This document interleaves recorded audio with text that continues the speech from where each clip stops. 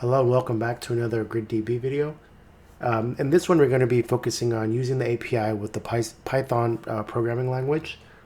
Python is probably the most popular way to access GridDB at the moment, mostly because it plays really nicely with machine learning type projects or environments. So to do this, we have a series of sample code that we wrote. Very simple stuff that'll just showcase the very basics, like the CRUD, basically, the create, read, update, delete. But if you want to use Python with GridDB, you do have to download and install the GridDB Python connector first. Java is the only language that has a native connector, so you can use Java right out of the box. But for GridDB, you need to install a connector. And a prereq of that is actually the GridDB C client. But that should have been installed on your machine when you installed GridDB if you went through installing via repository.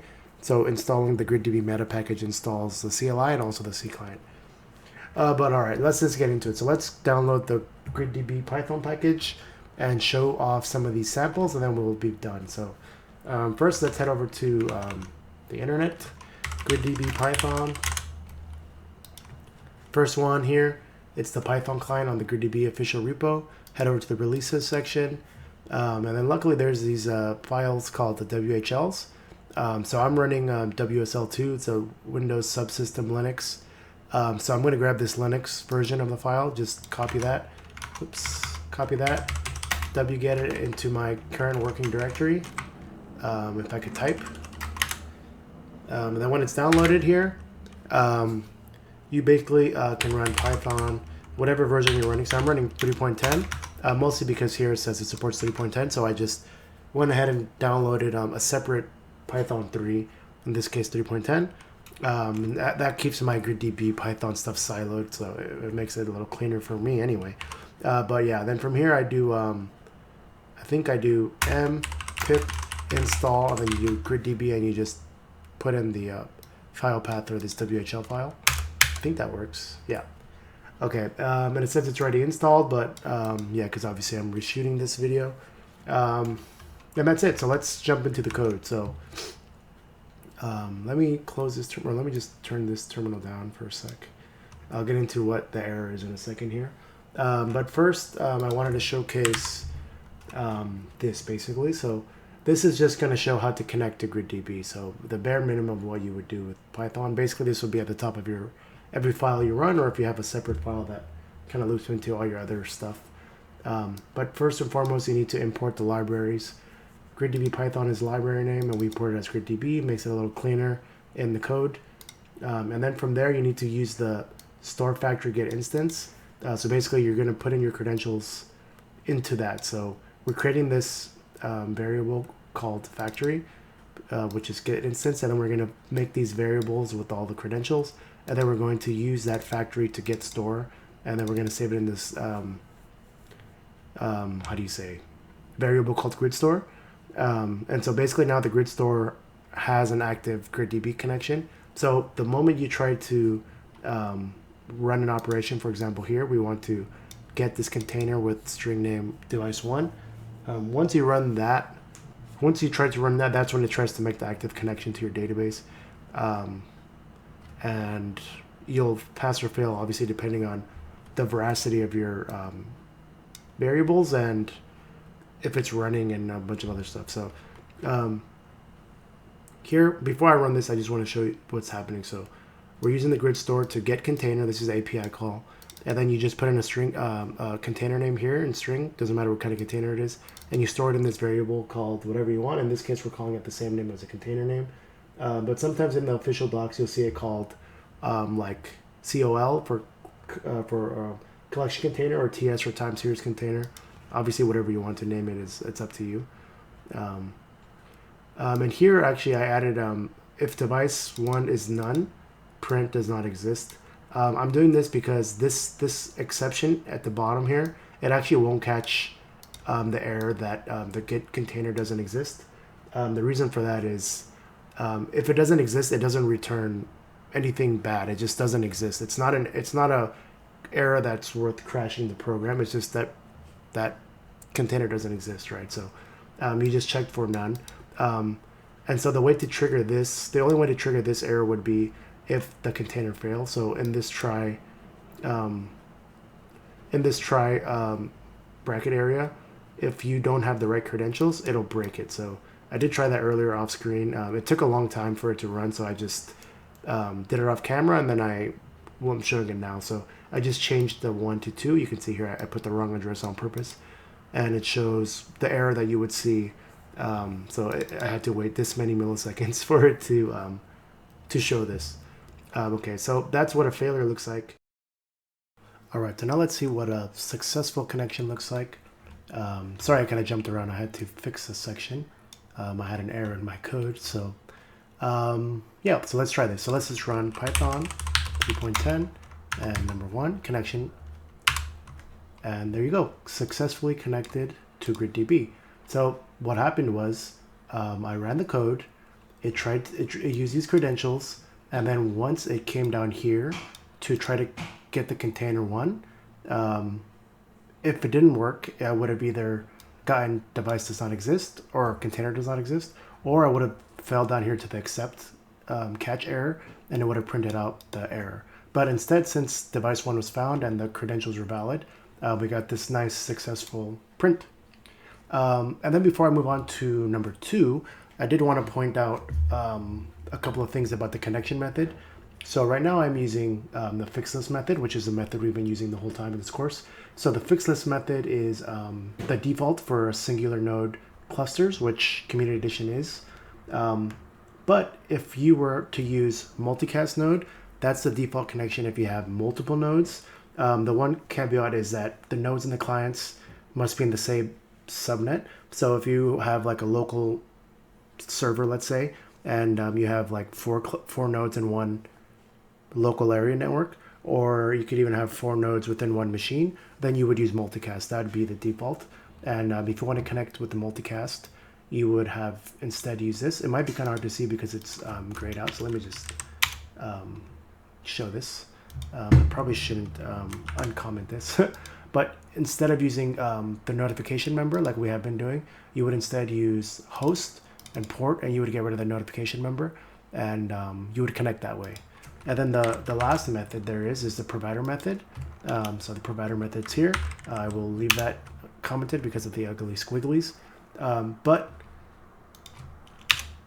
the provider method is also multi-node, and it is if you have nodes in different subnets. So if you have like a cloud server, for instance, and you have a bunch of nodes within like a cluster on like AWS or Azure, the provider method, it provides you an address list from the provider, so it's really nice. So for example, the GridDB cloud, it uses a provider method.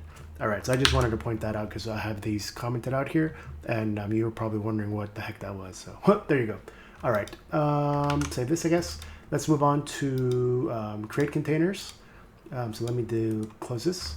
All right, so create containers is the next step in what we want to showcase. So first we showed just a connection, and of course we're going to iterate on the previous file. So we're still connecting because it's mandatory, right? Obviously you need to reconnect to GridDB, and this time we don't want to just connect, we also want to connect, and then we want to create a container. In this case we want to create device 4, and you can see here we're creating everything basically right from an initialization. So we're going to create a variable called the con info, or container information, and in that we're going to stick basically the entire schema of what we want to build right directly inside this as a variable. So all this information is a very complex data structure that we're going to put in right away. So you put in column info list, and you basically stick in all of the schema you want. So TS is a timestamp, CO is a double, etc., etc. And then you also type in the container type time series. There's also an option for a row key, but since this is time series, the row key is automatically the timestamp. But if you were doing a collection, you could maybe say no or something. And basically once you create this schema into the variable, you would insert that variable into this grid store put container API call, and then that returns into another variable called, well, we're calling it TS because it's time series container. But once you get this variable set, once this is successful, you would get this successfully contained container, now we have this variable, and this represents our device 4 container. And from there, you can call separate API calls as well. But we're not going to get into that just yet. We're just going to create two containers, device 4 and device master 2. Device 4 is obviously a time series container that represents a sensor on the field. And then we also have device master 2, which once again, we define the schema. This is a collection container and has a row create of true, which will be equipment. This is more metadata for if you have various sensors on the field. Device master 2 is the one that you want to basically keep track of all that stuff. So that's it. So let's try to run this. And there you go. Successfully connected to GridDB. And then device 4 was successfully created and device master 2 was successfully created. All right. Not bad. So let's move on to the next one. And let's go back and let's go to number 3. So in number 3, we want to insert data into our container. So in this case, we're going to insert into device 1. Let's see. I don't think we need to grab device 1, but we do need to grab device 4. So we're going to get container. Yeah, if it doesn't exist, it'll print out an error. And then here's the interesting part. So we're going to put data directly into here. So I should probably keep the device 2 open. So let me see here. Device 2, or sorry, script 2 and script 3. So I'm going to switch them up like this. So I just wanted to bring up script 2 because it has our schema here for us. So when you want to push data directly into your GridDB server, you need to follow the schema that exists. So here, I'll make a comment here so that we can see what it looks like.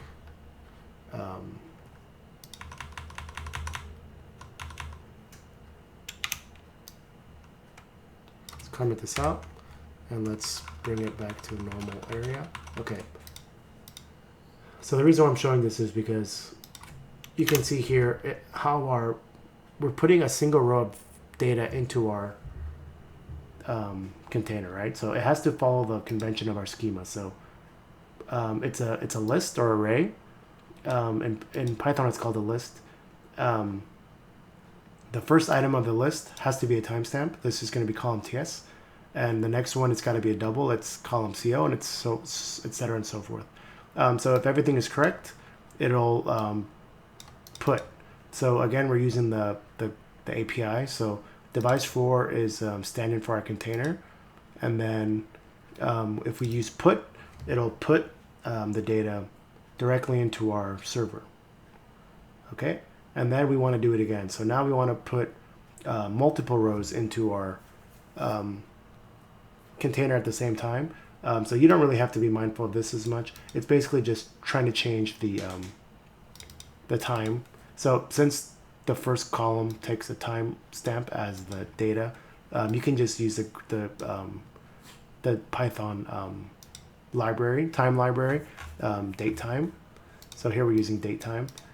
So we grab that library and we make a now, and then we just add a future date, which is now plus 1 day.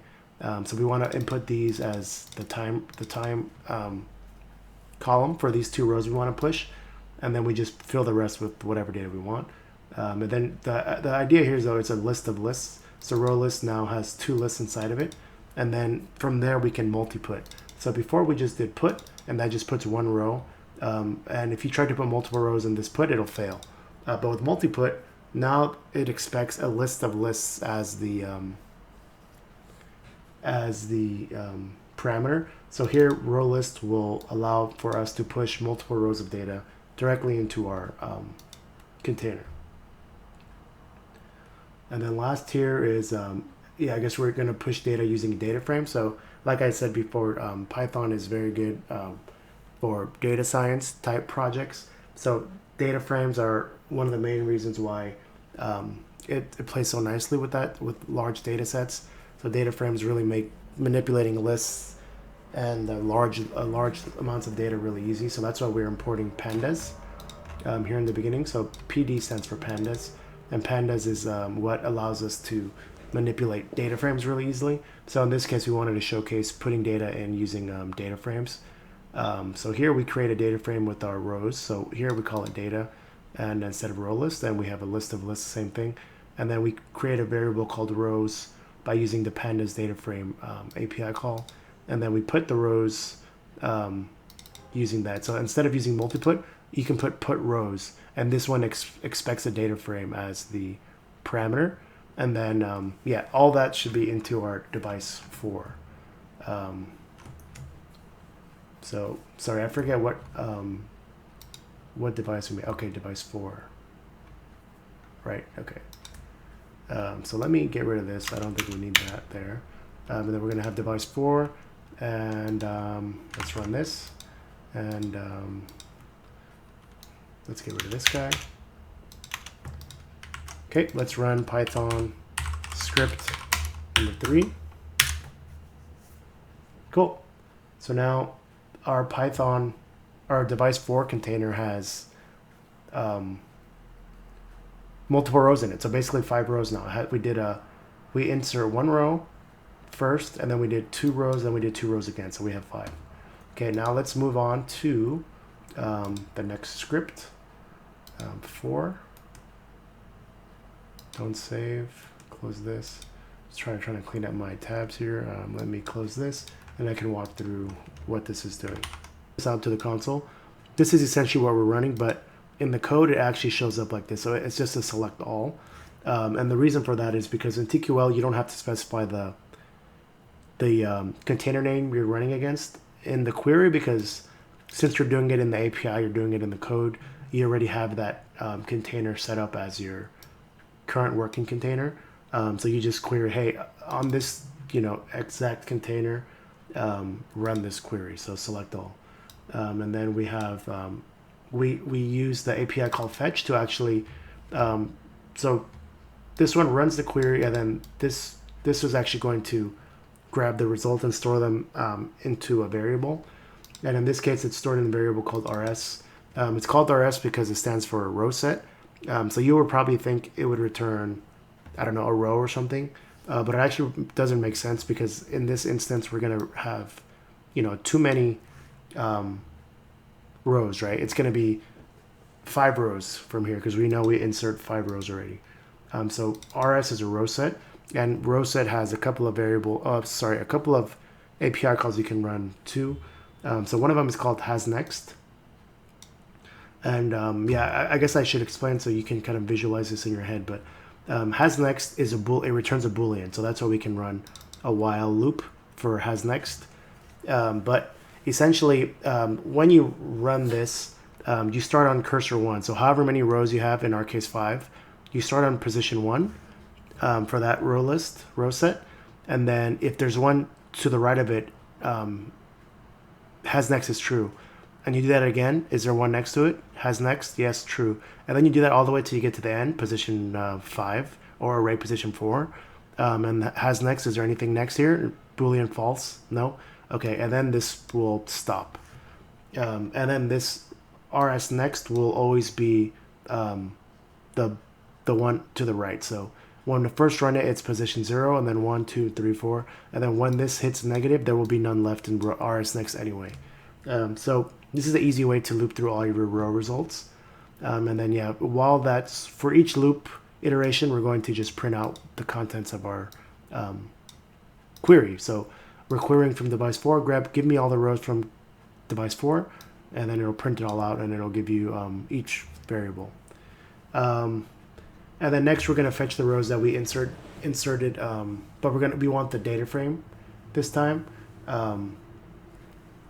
So yeah, let's run that as well. So device 4 query, select from device 4, limit 3. So limit 3, yeah, obviously this is going to mean we're going to limit it to 3 results. So even though there's 5 in there, yeah, we will get 3.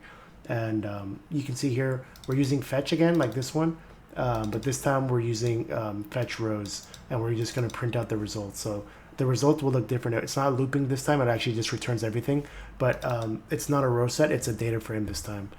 So result, the fetch rows command, it returns a data frame. So if you're using pandas, or if you're using Python to manipulate data into your data science-y type application, or machine learning, or what have you, you would probably want to use this data frame and it'll print out the results, okay? So let's make a new terminal. I should probably remember this hotkey, Control Shift. Okay, there we go. And then Python 3.10, number 4, read data. And there we go. So TQL query, select all from device 4. And we grabbed all the stuff that we put in the previous code. And then this one is a data frame. Select from device, sorry, this should be device 4. I opted not to use device 1. But we're limited to 3 options. And yeah, we get the 3 here. And you can see the data is already nicely laid out for us in like a table type thing without us having to print all the sugar like this. It just prints everything nice and neat because this is what a data frame looks like. So it's obviously your preference how you want to handle that. Okay, let's move on to number 5. I'll close this and close this. Okay, all right, so let's get into our update data. So this is targeting the U of the CRUD acronym, CURD. So in GridDB, the way to update a row is very simple. As long as you, if you send up data to your server that has the same row key as an already existing row, it'll just update those values in that row key. So for example, if I send in like, hey, I have this new row of data I want to push into this container, but that row key already exists, it'll just replace that row. And then if it's a row that, if it's a row key that doesn't exist yet, then it'll just create a new row, right? So that it's basically that simple. So update is not that interesting to look at actually. So yeah, all this stuff is boilerplate. Auto commit to false because we want to manually do it at the bottom here. And then here we have our first time series query. So here we're selecting all columns where TS is greater than, TS is our timestamp column. It's our row key for our device 4. So we just want to find all instances of our data where it's greater than this date here, September 21st, which is a day ago. So the row should have, the data should have data in there because we just did some time manipulation to add days to our current existing time. Okay, so then we fetch that stuff. And then here's the interesting bit where we actually update. So while our data is getting fetched, the row has all of the information, right? So row in position 0 is going to be our row key. And then the ones that follow are going to follow the schema that exists here in the create containers. So TS, CO, humidity and stuff. So here we want to update row 2, position 2, which is position 3, it's array, which is going to be the humidity. So before we do that, we're going to print out all the humidities that come up based on our criteria here in this query. Then we're going to update all those to 40. And then we actually run this update command. So update row. So we're actually returning we're putting in the entire row in there. So like I said, it has the row key already in there. If I would have changed, like for example, if I change row 0 and I did like a new row key, it won't work. It'll just be like, wait, this doesn't make sense. So yeah, we're gonna update the humidity and then it's gonna update everything. Okay, so let's bring up the terminal. First, let's read our data in. Just to see what those humidity levels are at now. So if we read data here, you see humidity is at 50, 51, 49, etc., etc. Now let's run update data. And you can see here it matches what we had before update, 51, 49, etc. Updated successfully, okay? So now we should find that all those rows are 40. Read. And you can see here it's all 40, except for notable differences. This one is still 50, and that's because it didn't meet our criteria. So this timestamp is less than the one that we queried against. So it saved itself from being violated with the new humidity value. So let's go into delete now. All right, so the delete is very simple. It's kind of similar to the update row. Basically, you can already see here what it does. So essentially, you feed in the row key that you aim to delete, and it deletes it. That's as simple as it gets. So of course, first you have to target a specific container. So here we're getting the container, same thing like as before, device 4. And in this case, I know the exact row key I want. which could be tricky because it's a timestamp, but if it's a collection container, it's much easier to get this part done. So we delete this row, and then we'll show you the second way of how to delete rows is through TQL.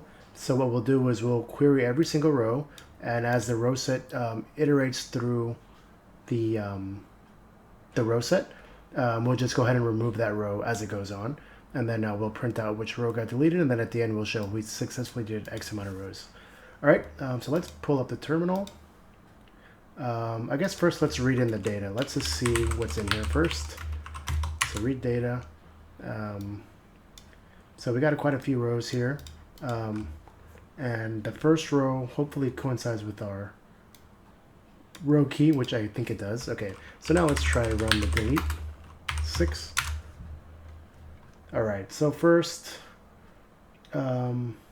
deleted this first row, okay, and then we're going to delete basically every row from device 4, and it does seem to have gone through and deleted every single row. And I guess I messed up trying to concatenate a int with the string, so I should have done to string for this I, but it doesn't matter, it's okay. Basically everything's deleted. You know, we can manually count 1, 2, 3, 4, 5, 6, 7, 8. So we can say 8 rows. This would have printed out 8 rows. Okay.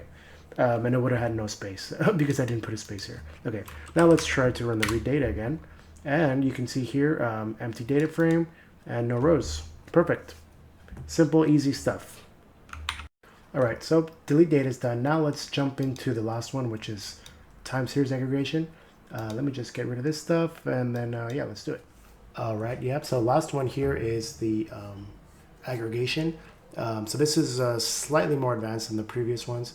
So obviously the previous ones were just kind of covering the CRUD kind of idea. So you basically follow those videos and you have a basis for doing any project you would do using GridDB as your backend. But this one is going to be more focused on time series aggregation, as I said, which means we're doing more time series related stuff. So IoT data is usually in time series kind of a way. And yeah, basically what this does is I'll just show you the code here. So we can use this API call to get like, for example, totals and averages and variances and standard deviations, stuff like that. So let's get into it, okay? So I've switched over from using the typical device 4 to the device 2. So device 4 was just showing, you know, within our self-isolated CRUD examples, you know, very small amounts of data. But now we have device 2, which, as you know, has like 110,000 rows, and they're all, the row keys are timestamp for all of those. So let's just walk through what's happening, and then we'll run it. So yeah, let's just continue on. So first and foremost here, I'm doing a time series query. I'm using the time next command. And so if you don't remember, the time next will basically pull the next time up regardless of the timestamp you chose. So I chose 2020 710 because I believe the data starts around then. I'm not sure on the exact date, but honestly I could even pick like 2010. It honestly doesn't matter. So it'll search for the next relevant time relative to the search, which is really handy because, yeah, I want to start from the beginning of the data set, but I'm not really sure when it starts because this data is pretty granular. So there's it's all within like 7 days for the 100,000 rows, but the time actually really matters because the sensors are emitting, you know, on a like minute basis or something. So having the time next really helps. Okay. And I have here commented out select all, which also works actually because it returns all the data in time order. How do you say, chronological order? But I thought this was a cooler showcase, so let's just stick with that. Okay. So we're gonna query this, and then we're gonna grab the first result. It'll only give us one result anyway, because time next only returns one result, the next result. So we don't have to do the while loop or anything like that. We just do rs next. So we'll change that to data, and then we'll print out that row so we see what's happening. All right, so we already know that the row key is the timestamp, and that's the position 0 in our list. So right now we're grabbing that time. So GridDB doesn't return to time. And this way it grabs it in a date time kind of way, I think. So we have to kind of manipulate that to get something that's more easily digestible for us. So that's all this is. So you don't really have to understand that. It's not that big of a deal. But I did add, so I basically have that time in milliseconds. And then I have up here a variable called day in milli. So this is represents 1 extra day in milliseconds. So I want to add 7 days. So this is our end time basically. So maybe end time is a better variable name. But essentially these aggregate time series call, it depends on, you first need the time that you're querying against, and then you want the end time. So start time and end time. Sorry, that's how I should say it. It's a start time and the end time. So you can think of it, yeah, this is start time and this is end time. And then you select what you're querying for, and then the column that you want. So right now I'm just doing temp because I want to find the, let's say the total temperature, which I guess doesn't make sense. Let's change that to the total carbon monoxide, right? So let's do CO. And let's add here CO. Okay, and then we got average, and average temperature is okay, but we can also do CO. Maybe that makes sense. So we can do here CO, and then the variance, temperature is okay here. Standard deviation, temp's okay. And then the count doesn't make sense. Count doesn't matter. They're all going to be the same. We'll just leave it there. And then weighted average for temp also makes sense. Okay, so basically this aggregation time series will do all the calculations for us, and it'll do it from the start time, which is the very first row, whatever this time next ends up being, and 7 days after that, using this added variable. So I think 7 days covers almost about the entirety of the data set, but yeah. Okay, so let's run this.